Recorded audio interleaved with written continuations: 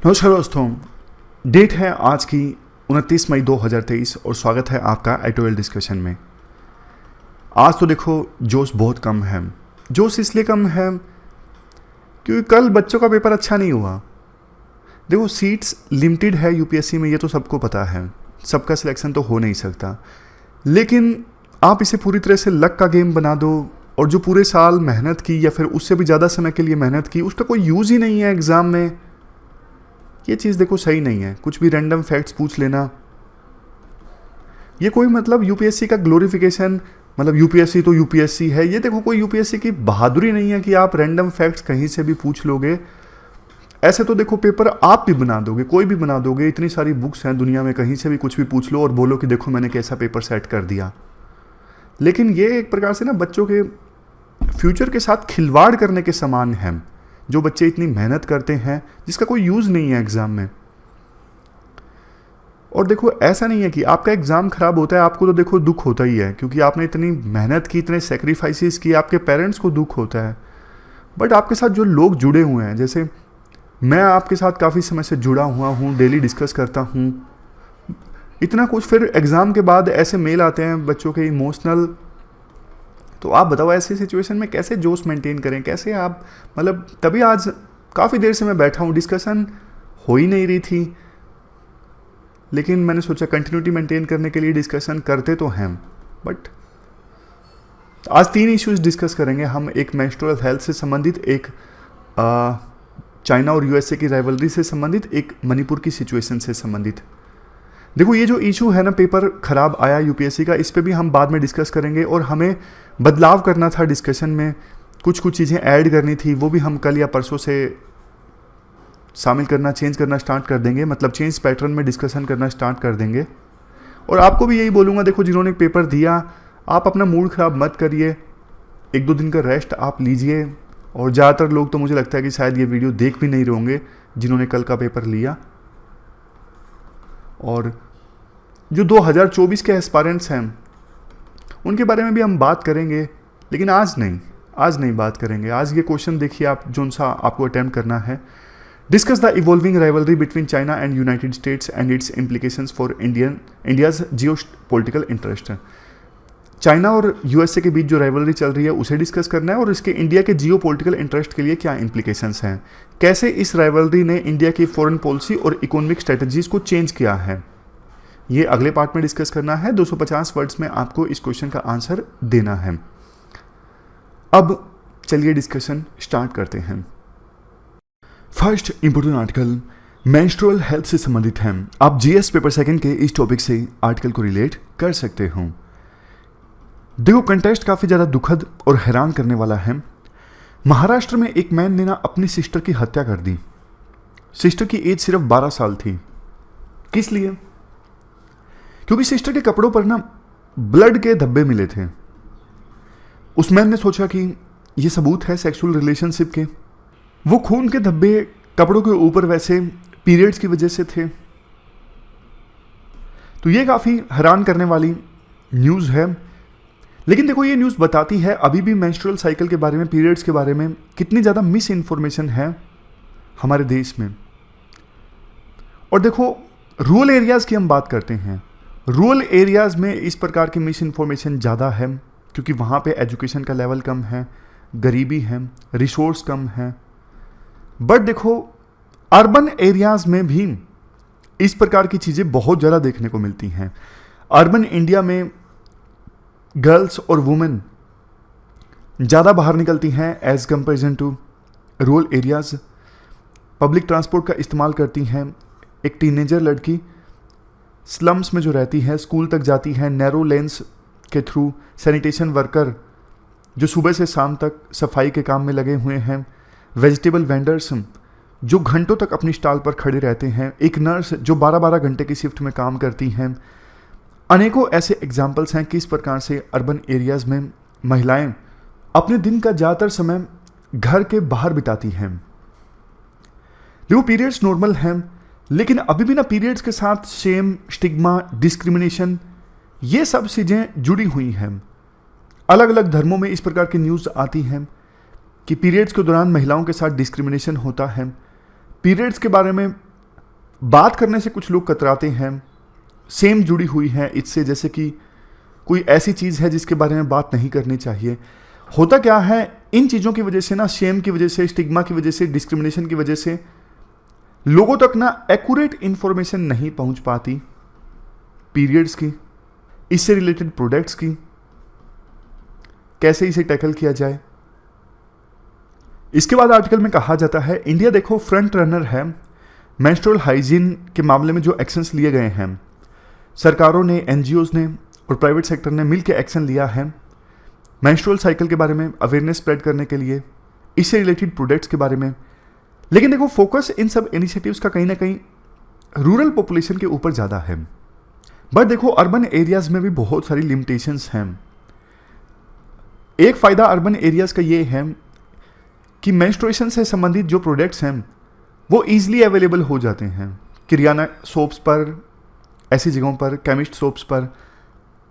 Online order भी किए जा सकते हैं मेंस्ट्रुएशन से संबंधित प्रोडक्ट्स। बट देखो, स्टिग्मा और शेम अभी भी अटैच्ड है इनके साथ में। कई बार आपने देखा होगा कि लोकल जो किरियाना स्टोर है, इस प्रकार के जो प्रोडक्ट्स हैं वो छुपा के देता है। काले रंग का पॉलीथीन होता है, आजकल तो पॉलीथीन बैन कर दिए, तो पेपर में छुपा के दिया जाता है। मतलब जैसे कोई अलग सा प्रोडक्ट है, इसको दिखाना नहीं चाहिए। एक मूवी में सीन भी तो है, वो मनोज वाजपेयी की वेब सीरीज़ है ना, फैमिली मैन, उसमें एक सीन भी है इसके बारे में।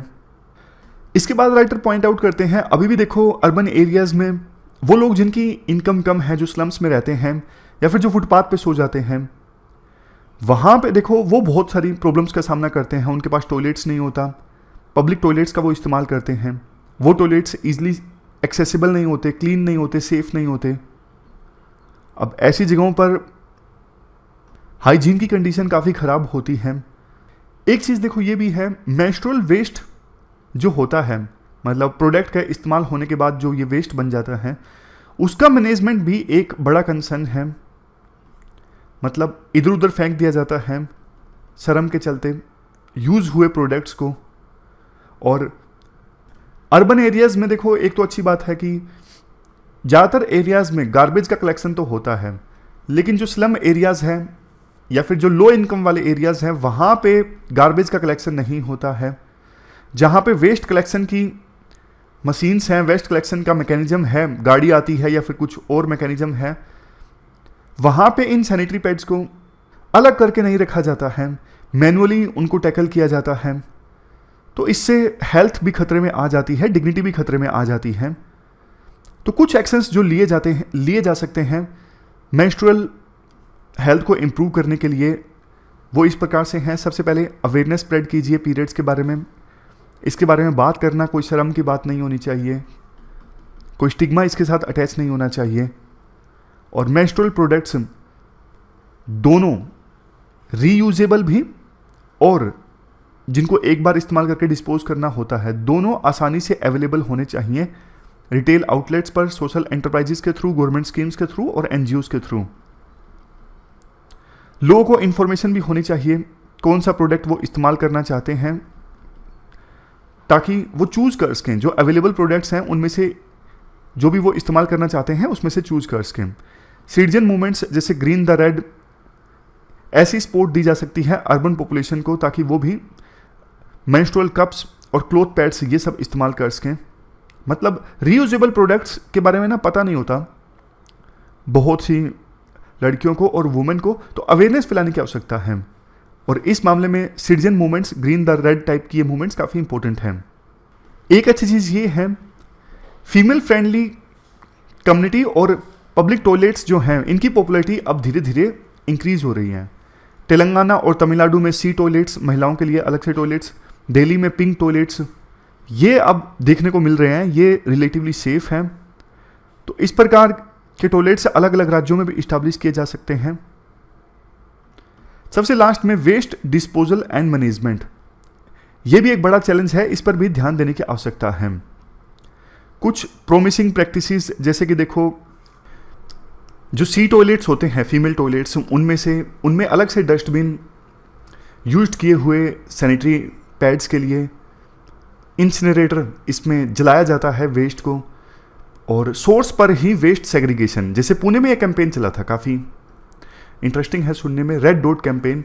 पुणे में अवेयरनेस फैलाई गई और हाउस होल्ड्स को बोला गया कि अगर आप वेस्ट हुए सैनिटरी पैड्स को दे रहे हो तो अलग से पैक करके उस पर रेड कलर का डॉट लगा दीजिए, ताकि हमें पता लग जाए कि इसमें यूज्ड सैनिटरी पैड है, तो उसको डिस्पोज करना आसान हो जाएगा। तो इस प्रकार की जो इनोवेटिव प्रैक्टिसेस है ना, उनको भी चलाने की आवश्यकता है।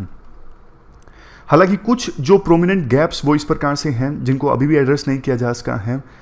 अनरजिस्टर्ड स्लम्स में लोगों तक पहुंचना, ऐसे स्लम्स जो रजिस्टर ही नहीं है, पेमेंट्स, कुछ तो मतलब रोड्स पर लोग सो जाते हैं, रोड के साथ लगते जो पेवमेंट्स है वहाँ पर लोग सो जाते हैं, रिफ्यूजी कैंप्स और भी कुछ अर्बन एरियाज़ में वल्नरेबल कंडीशंस में लोग रहते हैं, उनको कैसे एड्रेस किया जाए।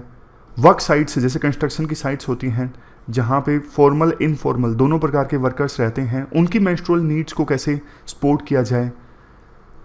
इसके अलावा सबसे लास्ट में मेंस्ट्रुअल वेस्ट मैनेजमेंट में देखो इनोवेशंस को सपोर्ट करने की आवश्यकता है। मेंस्ट्रुअल वेस्ट मैनेजमेंट सेफ होना चाहिए, इफेक्टिव होना चाहिए और स्केलेबल होना चाहिए। स्केलेबल मतलब एक शहर में कोई प्रैक्टिस यूज की जाती है तो उसे अलग अलग शहरों तक स्केल अप किया जा सके, उसे अलग अलग शहरों में भी यूज किया जा सके। तो ये पूरा आर्टिकल हमने डिस्कस किया। अब चलते हैं आगे।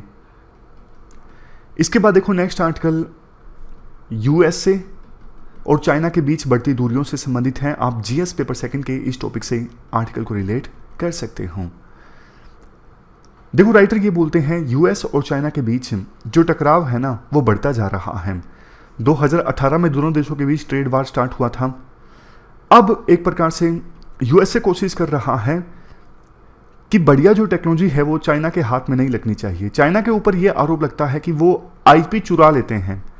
मतलब यूएसए की जो कंपनीज हैं बहुत रिसर्च करके कोई टेक्नोलॉजी डेवलप करती हैं, उसकी इंटेलेक्चुअल प्रॉपर्टी राइट्स यूएसए की कंपनी के पास होता है, बट चाइना रिवर्स इंजीनियरिंग कर लेता है। रिवर्स इंजीनियरिंग मतलब प्रोडक्ट एक बार चाइना के हाथ में लग गया तो चाइना उसको उस पर रिसर्च करके सारा पता लगा लेता है कि वो प्रोडक्ट बना कैसे है, कॉपी कर लेता है इंटेलेक्चुअल प्रॉपर्टी को चाइना।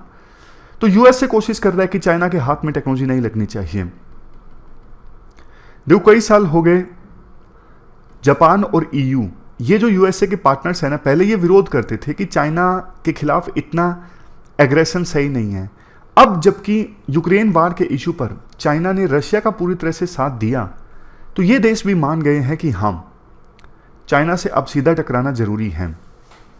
यूएसए को देखो एक डर ये है कि हमारी जो गद्दी है ना अभी कि यूएसए सुपर पावर है, चाइना हमें रिप्लेस करके सुपर पावर ना बन जाए। तो इसीलिए अभी चाइना के साथ जो टकराव देखने को मिल रहा है ना, उसमें मिलिट्री एंगल भी है, इकोनॉमिक एंगल भी है। अभी हाल ही में न्यू वाशिंगटन कंसेंसस की बात हुई, हमने इस पे पूरा आर्टिकल भी डिस्कस किया था। न्यू वाशिंगटन कंसेंसस मतलब देखो पहले यूएसए की सोच ये थी ग्लोबलाइजेशन होना चाहिए और लिबरल पॉलिसीज को अपनाया जाना चाहिए, फ्री ट्रेड को प्रमोट करो। बट देखो न्यू वाशिंगटन कंसेंसस में यूएसए ये सब बात नहीं करता। न्यू वाशिंगटन कंसेंसस में यूएसए का मकसद चाइना को रोकना है, अपने यहाँ पे इंडस्ट्रियलाइजेशन को सपोर्ट करना है, बेशक सब्सिडी देके भी करना पड़े तो करें। पहले यूएसए बोला करता था कि हम सब कुछ मार्केट पे छोड़ देंगे, कंपनीज को सब्सिडी नहीं देंगे, बट अब यूएसए का फोकस है नहीं, इंडस्ट्रियलाइजेशन होना चाहिए, बेशक उसके लिए मार्केट में इंटरफेयर करना पड़े तो हम करेंगे। समझ गए?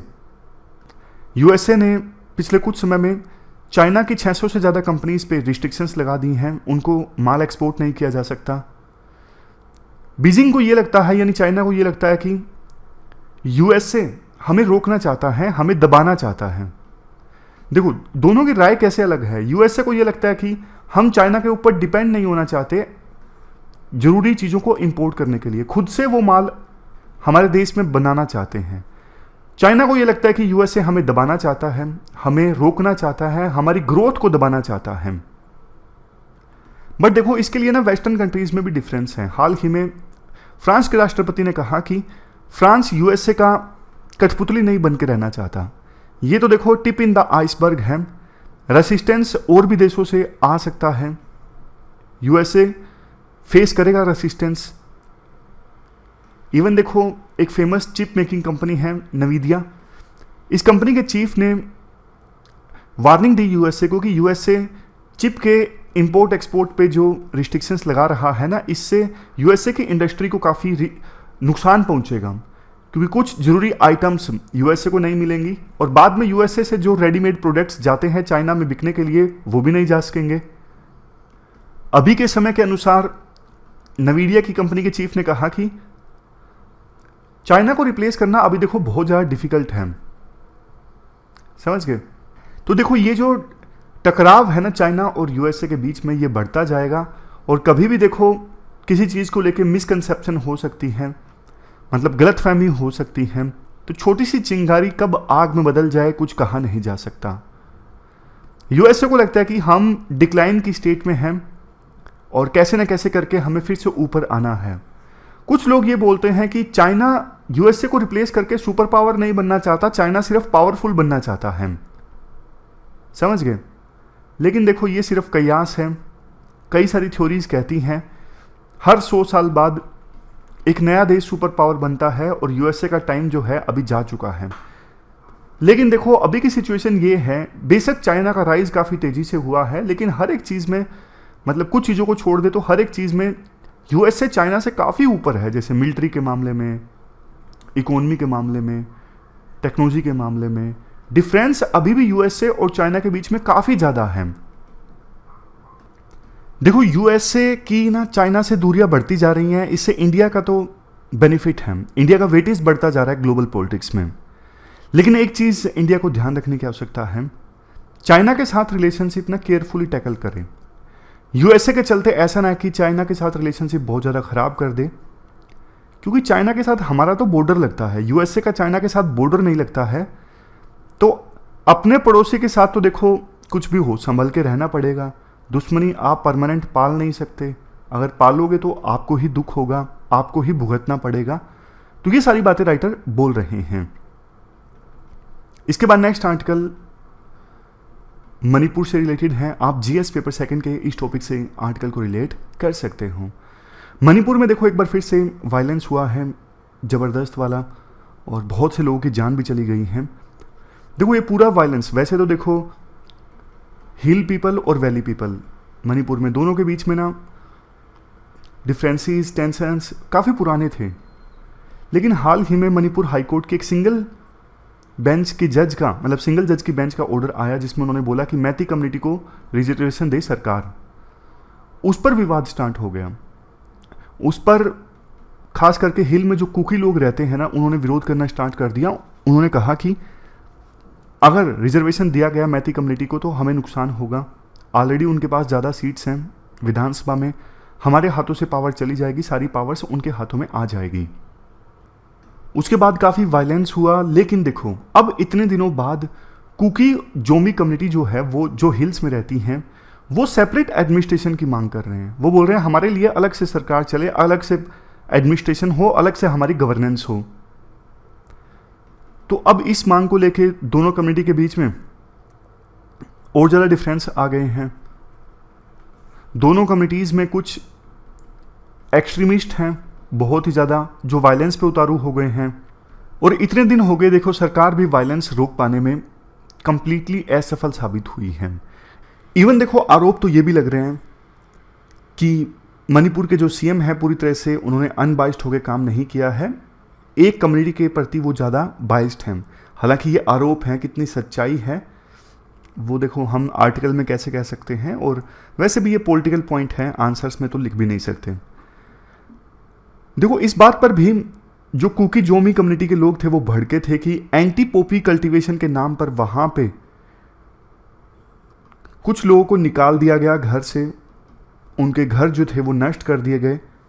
और उसके बाद जब सिंगल जज की बेंच का ऑर्डर आया ना, वो कंप्लीटली गलत था। Even chief justice of India ने भी कहा था कि सुप्रीम कोर्ट की पुरानी जजमेंट्स के खिलाफ था मणिपुर हाई कोर्ट की सिंगल जज की बेंच का वो ऑर्डर जिसमें उन्होंने मैती कम्युनिटी को रिजर्वेशन देने की बात कही थी। अब लास्ट में ये कहा जाता है, देखो स्टेट गवर्नमेंट को ना अब टफ होने की आवश्यकता है। जो लोग वायलेंस फैला रहे हैं ना, उनके खिलाफ टफ हो। जो लोग डिस्प्लेस हुए हैं, जिनको अपना घर बार छोड़ के जाना पड़ा, उनको वापस सेटल डाउन किया जाए। और इसके लिए कितनी भी हेल्प लेनी पड़े सेंट्रल गवर्नमेंट से वो लेनी चाहिए, क्योंकि देखो अगर डिस्प्लेस हुए बहुत दिनों तक वो किसी दूसरी जगह पर रहेंगे ना, मतलब जिनको अपना घर बार छोड़ के दूसरी जगह पे जाना पड़ा है फिलहाल के लिए, अगर काफ़ी समय बीत गया तो फिर बहुत दिक्कत हो जाएगी। फिर दोनों कम्युनिटीज़ के बीच में, मैती कम्युनिटी और दूसरी तरफ कुकी कम्युनिटी, दोनों के बीच में डिफरेंस इतने ज़्यादा बढ़ जाएंगे, फिर हाथ में नहीं रहेगा सरकारों के कि वो इनके बीच डिफरेंसेस को सोल्व कर सकें। इसलिए हार्मनी इस्टेब्लिश करने की आवश्यकता है। इसके लिए मणिपुर में दोनों कम्युनिटीज़ के लीडर्स, दूसरी कम्युनिटीज़ के लीडर्स, उनको भी आगे आना चाहिए ताकि कम्युनिटीज़ के बीच में जो डिफरेंसेस हैं ना वो मिटाए जा सकें। और एक सिविक अवेयरनेस कैंपेन भी चलाना चाहिए ताकि विभिन्न कम्युनिटीज़ के जो लोग हैं ना आपस में डिफरेंसेस को ज़्यादा तवज्जो ना दें और मिलजुल के रहें आपस में।